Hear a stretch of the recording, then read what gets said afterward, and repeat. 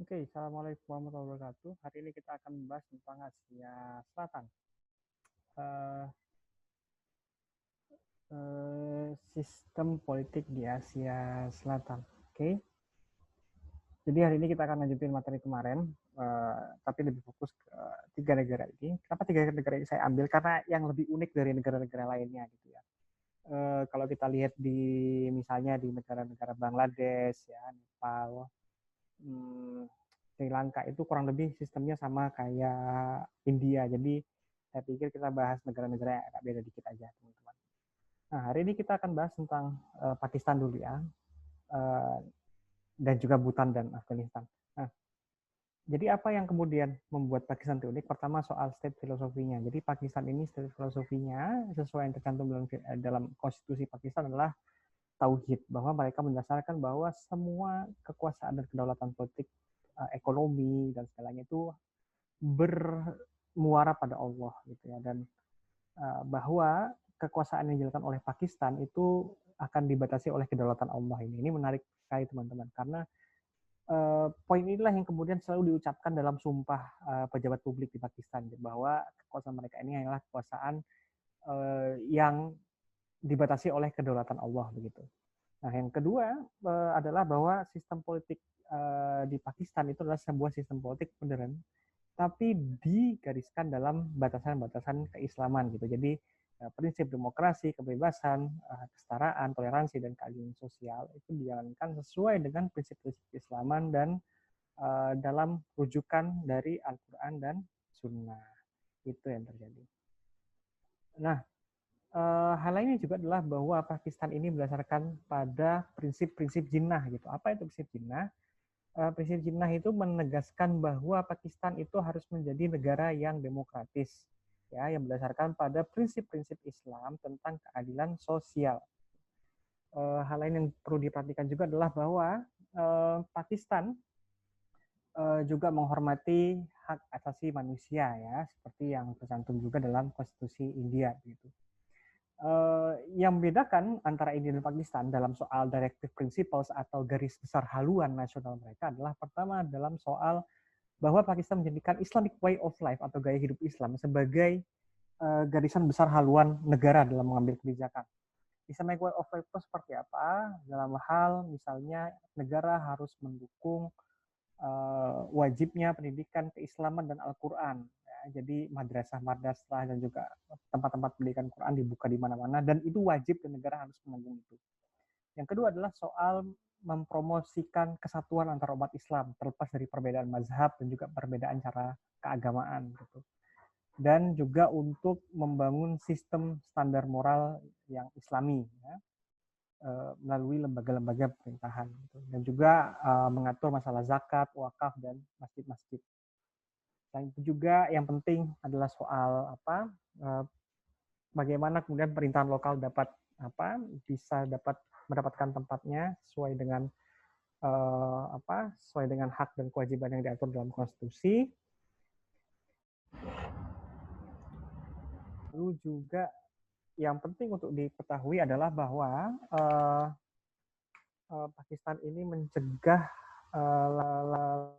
tribalisme dan parokialisme, ya, tribalisme dan parokialisme yang terjadi di berbagai macam wilayah di Pakistan begitu. Lalu juga mempromosikan keterlibatan perempuan di kehidupan nasional. Nah, hal lain yang perlu saya tekankan adalah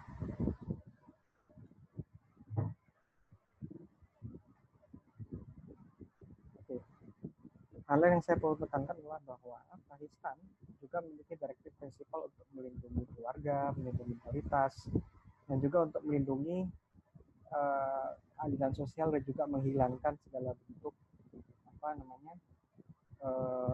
kejahatan-kejahatan dan juga keburukan sosial. Dalam hal ini Pakistan mencoba untuk mencegah adanya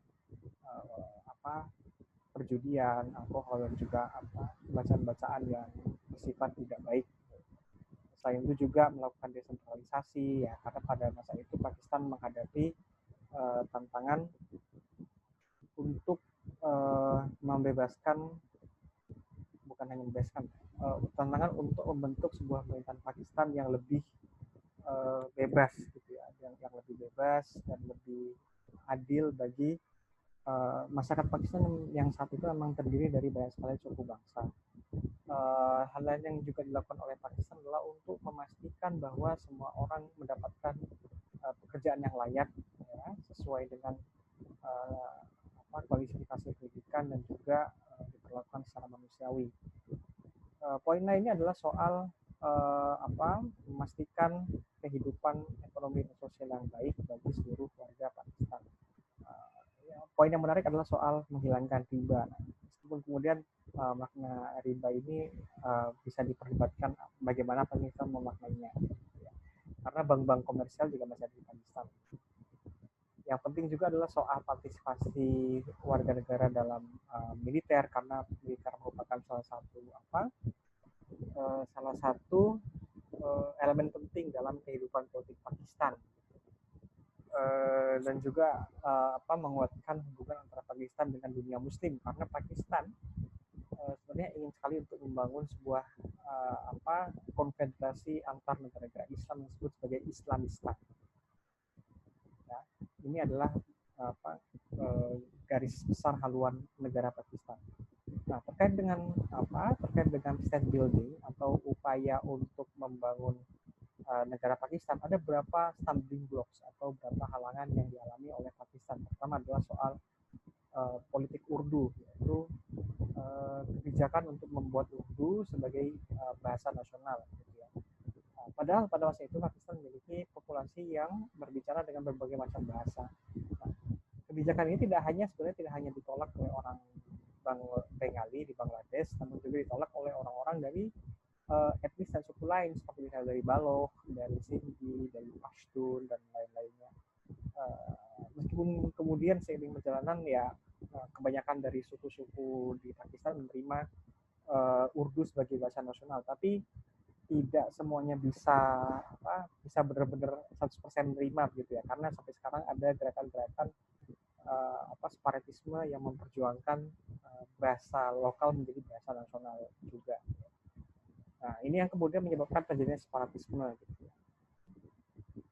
Dalam hal ini Pakistan itu merupakan sebuah bangsa yang tidak natural gitu, tidak alamiah. Kan biasanya bangsa itu kan harus terdiri dari orang-orang dengan bahasa dan juga gaya hidup yang sama. Tapi kemudian Pakistan beda, karena orang Pakistan itu dari Baloch, orang Sindh, orang Pashtun gitu, yang tidak terikat oleh kesamaan budaya atau bahasa, namun terikat oleh kesamaan agama.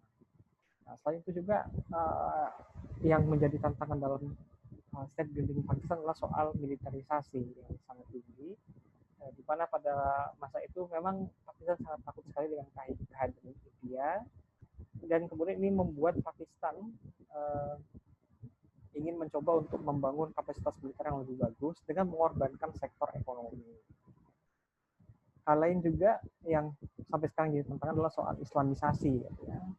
Islamisasi ini sebenarnya dimulai dari era Zulfikar Bhutto yang sebenarnya orang kiri. Jadi Zulfikar Bhutto ini sebenarnya orang kiri, lalu kemudian dia mendeklarasikan Islam sebagai agama negara dan kemudian menegaskan Pakistan sebagai Republik Islam, ya, dan kemudian membentuk undang-undang yang kemudian menegaskan bahwa semua aturan di Pakistan harus punya rujukan resmi ke Quran dan Sunnah.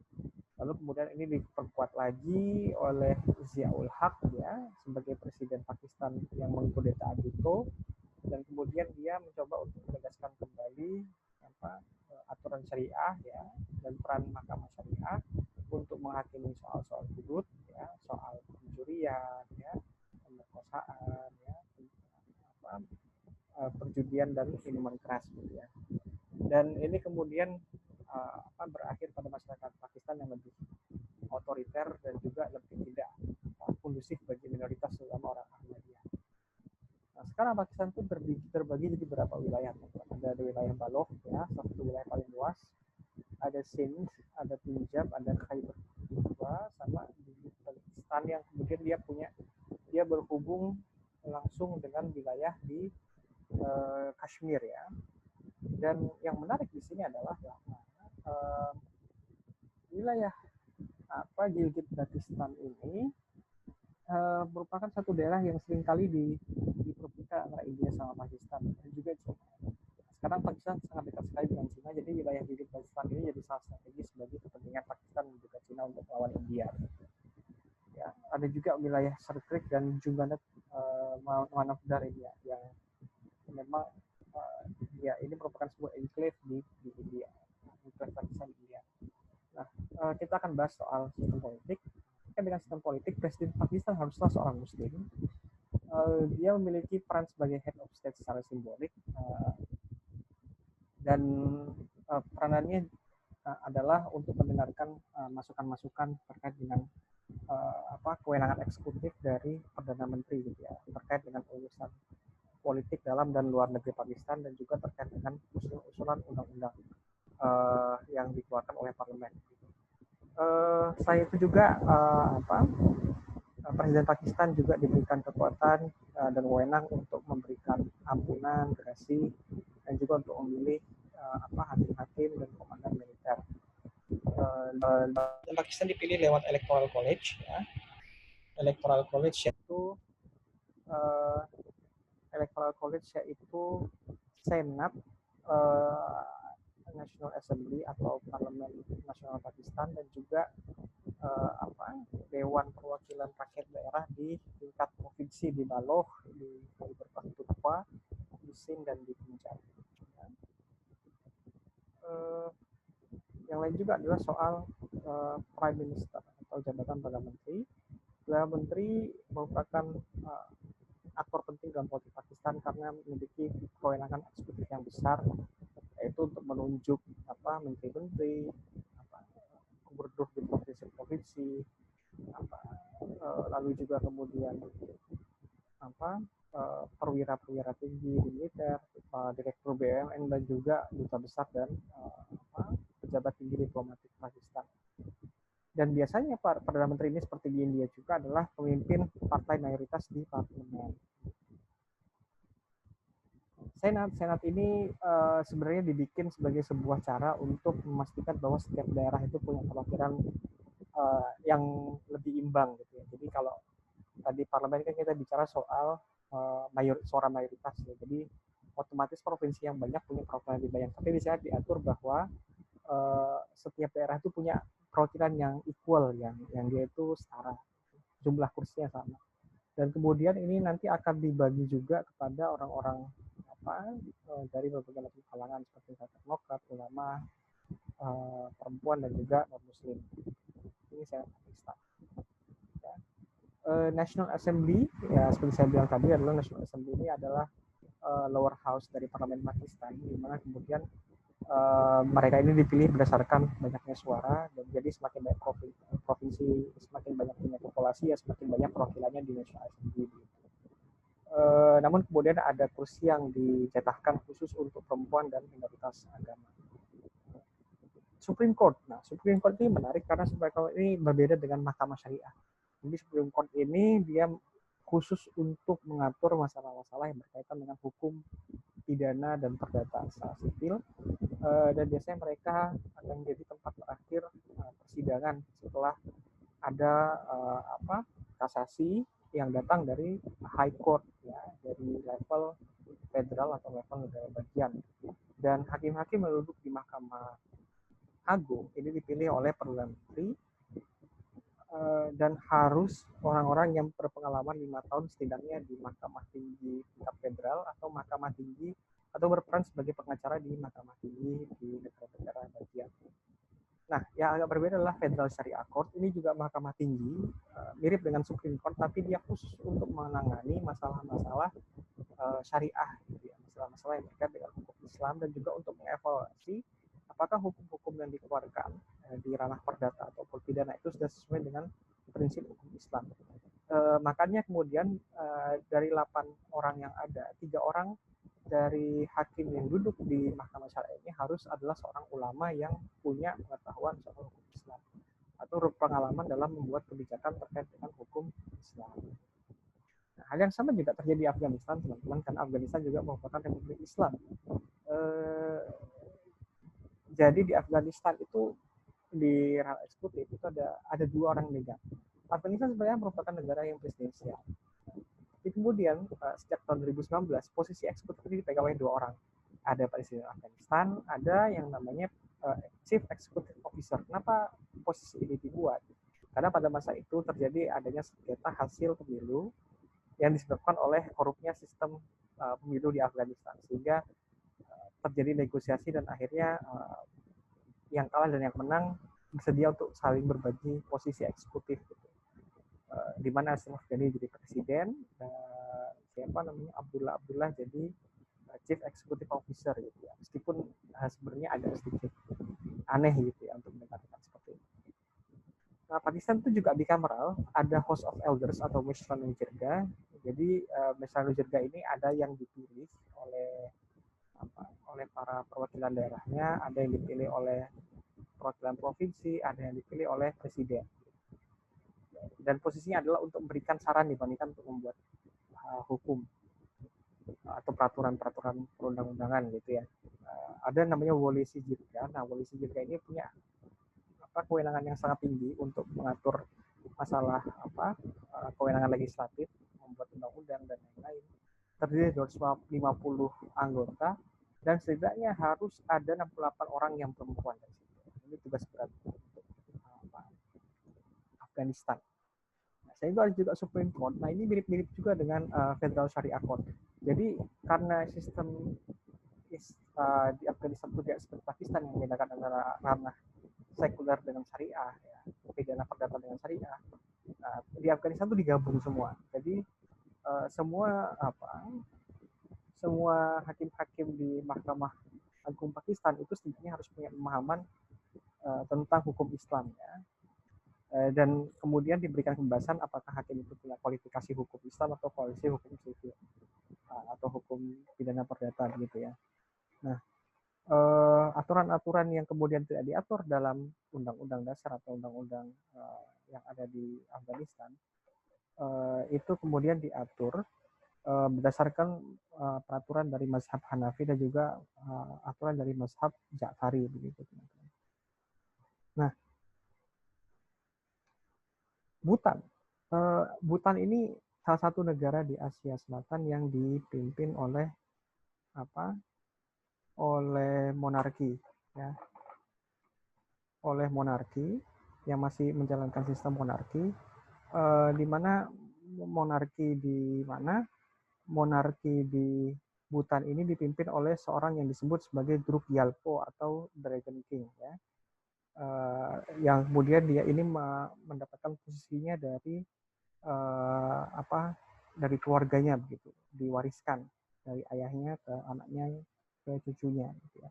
Dan dia juga merupakan kepala negara Bhutan. Jadi raja dalam sistem Bhutan ini menarik karena raja itu harus pensiun pada umur ke-65, tidak seperti negara-negara lain yang dia hanya akan berhenti dari raja ketika dia meninggal atau mangkat gitu ya. Atau dia memang mengundurkan diri. Nah, kalau dalam sistem Bhutan, raja itu harus berhenti di umur 65 lalu kemudian dia bisa kemudian diminta untuk berhenti oleh parlemen jika memang parlemen sudah memutuskan untuk itu dengan setidaknya 2/3 suara. Nah, dalam menjalankan tugasnya, Raja Bhutan ini dibantu oleh seorang penasihat keagamaan yang disebut sebagai Jekenpo atau biksu tinggi begitu ya, yang kemudian memberikan saran-saran terkait dengan masalah keagamaan dan politik, dan juga dibantu oleh perdana menteri dan juga kabinet. Nah, kalau legislatif, Bhutan memiliki dua bicameral juga yang disebut yang di mana parlemen Bhutan secara utuh kan disebut sebagai Jilyong Sohang ya. Dan parlemen Bhutan terdiri dari dua, yaitu National Council dan National Assembly yang dipilih secara langsung oleh masyarakat. Dan biasanya mereka juga punya peranan seperti yang lain, mengatur undang-undang ya, mengatur aturan-aturan pemerintahan lokal, dan juga untuk merubah batas provinsi, daerah, dan juga batas negara Bhutan. Yang terakhir adalah soal Royal Court of Justice. Jadi menariknya gini teman-teman, Bhutan itu adalah negara agama, namun kemudian mereka menerapkan sistem hukum yang sekuler gitu. Jadi mereka mencoba untuk mengadopsi sistem hukum ala India dan Inggris. Nah, jadi sistem hukum ini tidak seperti Afgan dan Pakistan yang sangat berbasis pada agama, tapi kalau di Bhutan enggak. Nah, jadi soal hukum ini sangat sekuler dan dijalankan oleh Royal Court of Justice yang dipimpin oleh seorang Chief Justice dengan bantuan dari 4 hakim muda atau Associate Justice, begitu ya. Baik, terima kasih dari saya segitu saja. Assalamualaikum warahmatullahi wabarakatuh.